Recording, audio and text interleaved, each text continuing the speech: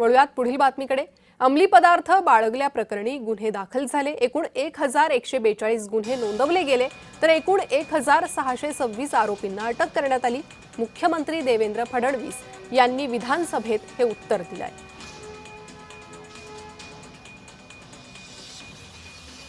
मुंबई पोलिसांनी म्हणजे सगळ्या पोलिसांनी त्याचा लुकआउट काढला होता, पण मुंबई पोलिसांनी सफलतेने त्या ठिकाणी त्याला पकडलं। त्याच्या 12 हस्तकांना पकडलाय। मागच्या काळामध्ये आपल्याला कल्पना आहे की आपल्याकडे साताऱ्याला देखील एक फॅक्टरी सापडली होती। सलीम डोलाने मान्य केलंय की ती फॅक्टरी देखील त्याचीच होती, ती त्यांनीच तयार केली होती।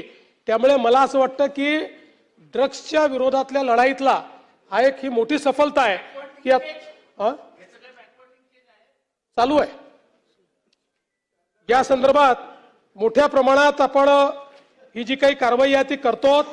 आणि आता जे सागर साहेबांनी सांगितलं त्यातही सागर साहेब, आता केंद्र सरकारने जी काही नवीन भूमिका घेतली आहे त्यामध्ये तात्काळ या संदर्भातलं जे काही पुरावा आहे तो पुरावा दाखल करणे आणि माल हा डिस्ट्रॉय करणे हा आता नियम झालेला आहे। किंबहुना केंद्र सरकारने एक दिवसच नेमून दिला की ज्या दिवशी देशातल्या सगळ्या राज्यांनी जो काही पकडलेला माल आहे, जो ठेवलेला माल आहे, तो माल त्या दिवशी जाळायचा। आणि त्या दृष्टीने जवळपास हजारो कोटी रुपयाचा माल हा आता आपण जाळलेला आहे। त्यामुळे हा माल पुन्हा मार्केटमध्ये येऊ शकत नाही अशा प्रकारची व्यवस्था केली आहे।